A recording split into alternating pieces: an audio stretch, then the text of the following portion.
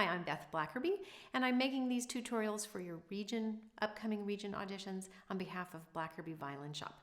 I'm going to be at Blackerby Violin Shop's new South location at 3401 West Slaughter Lane, October 6th from 4 to 6 p.m. So it's an open masterclass. Just come in somewhere in that period of time and play for me. You can also play for whoever else shows up. So it'll be great preparation for playing the next weekend for your audition. Okay, so this first excerpt, the Brahms, this is a romantic style piece of music. So that means we have to use full bow strokes. Ideally, you can use continuous vibrato. That means that you're always using vibrato, not just on some notes or on fingers where you have a better vibrato, but you try to use vibrato on all the fingers. Now, having said that, there are some fourth fingers where using vibrato is not as well. We all like our vibrato to be on third fingers or second fingers. So that half note, fourth finger, if I were playing this, I would use second position. This is one of those spots where second position is a lifesaver, because then I can vibrate on these long note values with my third finger. So I'm going to show you how the fingerings that I would use. So you could shift to second position right away on the C. That's a second finger. Now, watch how convenient this is for that half note A.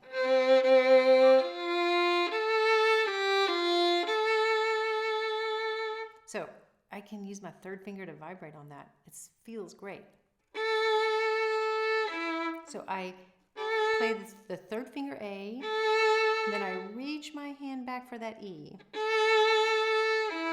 Now, right away I'm going to go back to second position. So I'm going to play a third finger on the E.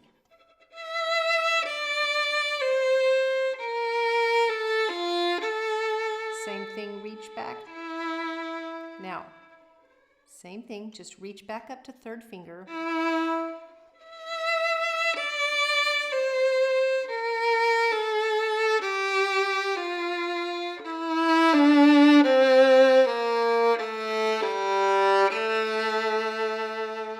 Okay, or in the measure where you go to the E, right here, you could also go to third position.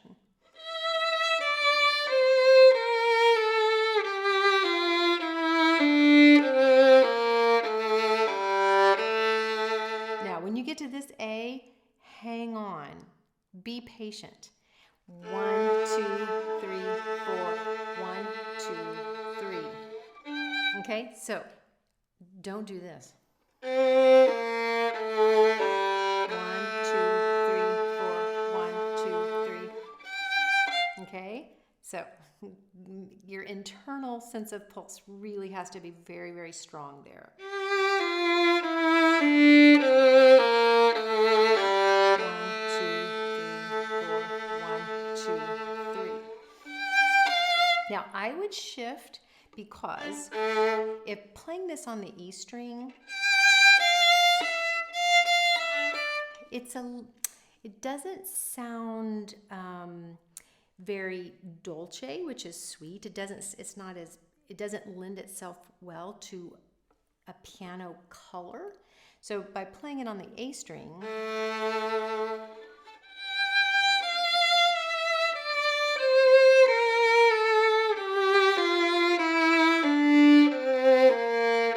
I think it stylistically works better. Now, here's something that I notice students do frequently. When they get to the slurs, like you have in this piece, the bow likes to kind of stop in the middle of the slur, so I frequently see this sort of thing.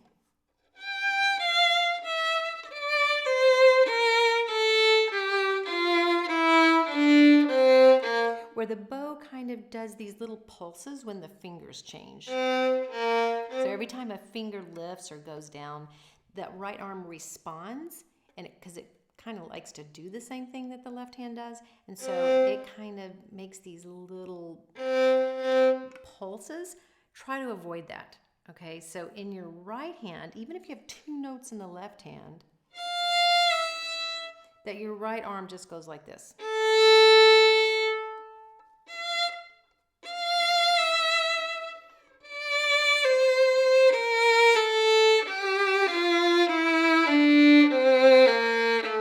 Okay, now, I apologize if my tempo is not exactly. This says the quarter note equals 107, and I very am likely not at 107. So you practice with the metronome. All right, now we're at this big crescendo. So here's what's important about crescendos.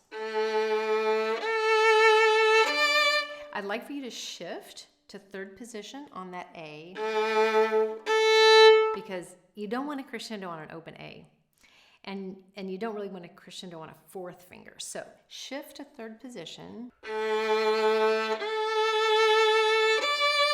Okay, it'll also get you up there to 3rd position for the rest of the excerpt. So back to what's important about crescendos with the bow is you want to move closer to the bridge. Now on this up bow, watch my bow. I don't know if you could see that, but what I did was I added more pressure. By adding more pressure, I add more hair to the string. It also helps my bow kind of creep a little bit towards the bridge. So the combination of creeping towards the bridge and adding more pressure and more hair equals a greater, more sound, more volume. And now I'm at the bridge. Okay, so big sound here. And big, fast vibrato here. Now, you see that taper? Okay, that's for real. So none of this. Not that. So you have a sforzando fortissimo. Sforzissimo. You have, and then immediately you let your bow lighten, you reduce pressure, okay, to finish out the phrase. All right, I know you'll play this beautifully, and I hope to hear you play it on October 6th.